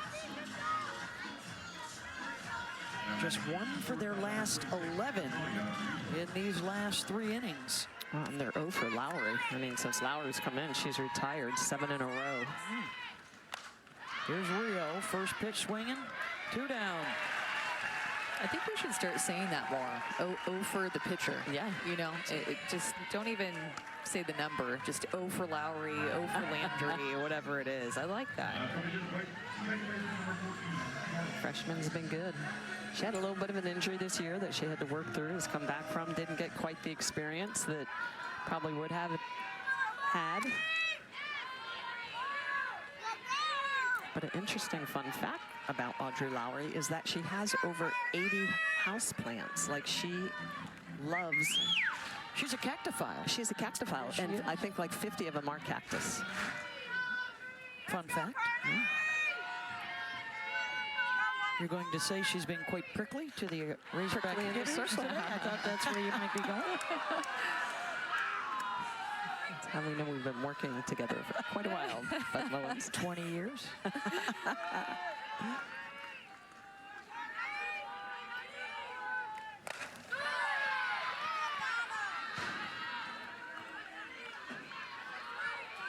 If you want drama, we got it. In a 1-run game, Oklahoma has grabbed the momentum. Oklahoma has some pretty somewhat decent, not bad hitters coming up in the bottom of the inning. Buzz the tower. I think Cassidy Pickering might make an appearance. Ella Parker, get that boot off, get that cleat on. And then Nellie McEnroe Marinas. Only Bri Ellis has hit more home runs and driven in more runs in league play than Nellie Mack. Yeah, talk about an outstanding freshman campaign. Woo.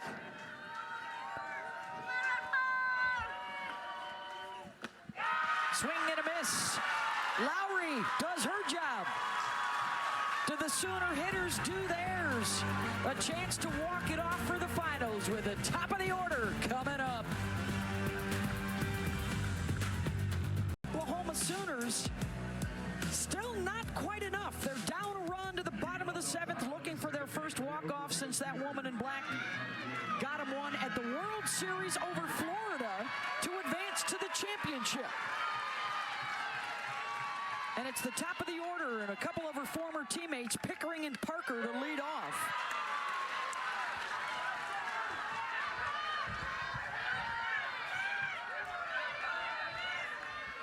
Looking for her first hit. Has not been on base tonight.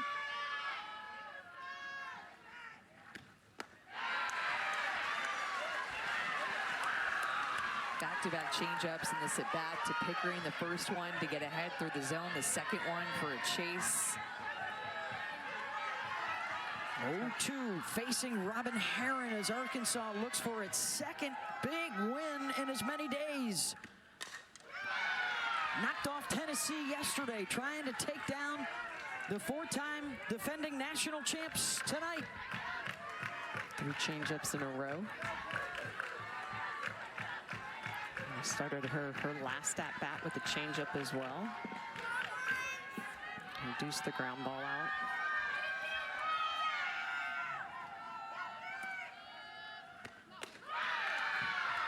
Try to get her to chase up and away. She has let off every time that she has come up to the plate.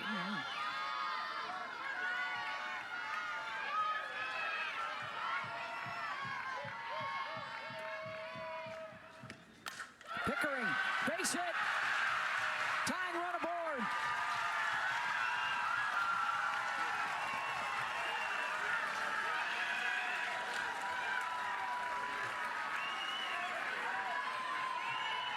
And here comes Ella Parker.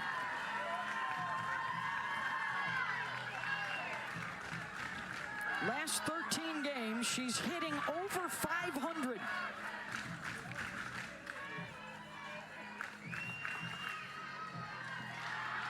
Pickering lifted for a pinch hitter. She could re-enter. That's Tia Malloy. Back in the third inning, that Ella Parker hit the second solo home run just out of the reach of Reagan Johnson. Ella Parker is heating up the second half of SEC play and into the postseason.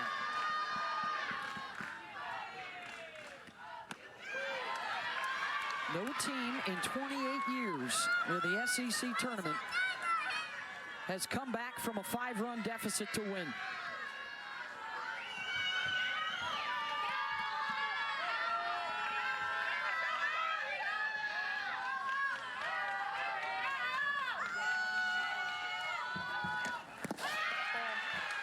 Ella Parker's resume, probably the only hole in it, no walk-offs in her first 2 years as a Sooner.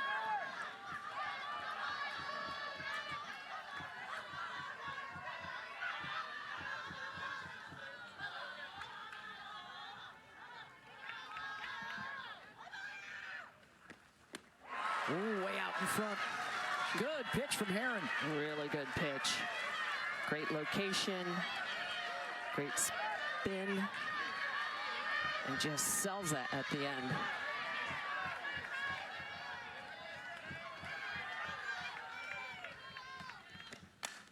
Parker, this could be 2. Over to first, and Ella beats it out. They take care of the lead runner. Bobble proves costly there. Well, they've already turned one double play in this game, but it was the transfer of Rijo that she just didn't look like she could get a good grip and went to her glove again. Good hustle by Parker to break up that double play. That had 4-6-3 written all over it. There's Oklahoma an additional out. Here's McEnroe Marinas. What we've seen in the past for the Sooners is they've kept Parker on base until she gets into scoring position, possibly get a pinch runner in after that. She has not been lifted yet. And quite honestly, she's been running okay on the bases lately. Well, it's interesting to me how Heron and the pitch calling of Courtney Deifel is attacking these hitters in the 7th inning. About, I'd say, 60 to 75% of these pitches have been changeups. 3-0.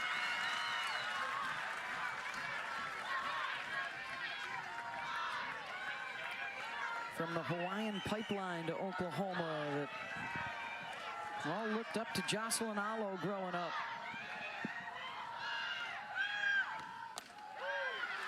Had to watch last year. Sat out as a redshirt. And now with the captain's C on her chest, stepping in. Her first big moment in postseason play.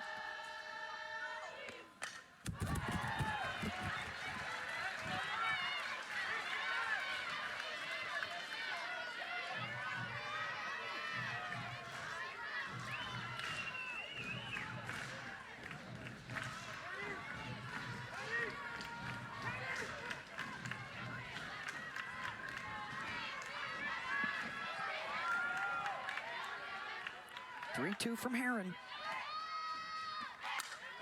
Waits on the change. Finds a gap out in right center. Parker to third. She'll hold there. On the double from Nellie Mack. Tying run at third. The winner at second.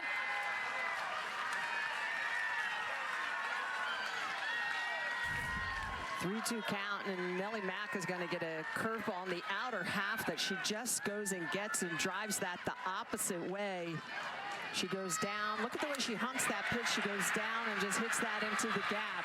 Ella Parker all the way from first over to third, and at the last second is going to put her back on third. So second and third now with one out.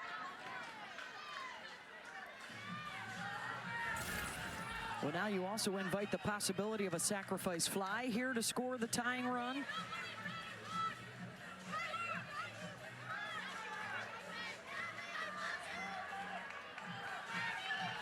She had a walk-off double against South Carolina March 9th. That's their last one. And she's coming up. And now they will put in the pinch runner at third base for Parker. Maya Bland. Have to be extremely careful now, the runners on base, not to leave early, because you know a challenge would be coming. The inability to turn that double play on Parker looms large right now. Freshman Gabby Garcia. First pitch swinging, sends it deep, and sends it out. And the Oklahoma Sooners make history. Coming back from 5 runs down to win it with a walk-off. And they are on to the SEC championship game.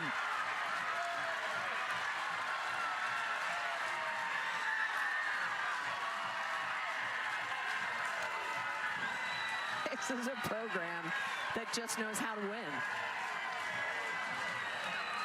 A record 6th home run of the day, and for the first time in 3 decades, a team rallies from 5 down to win. And they knock out Arkansas 8-6. And how about Gabby Garcia hitting in the 4-hole, had not had a hit yet. A strikeout, a couple flyouts.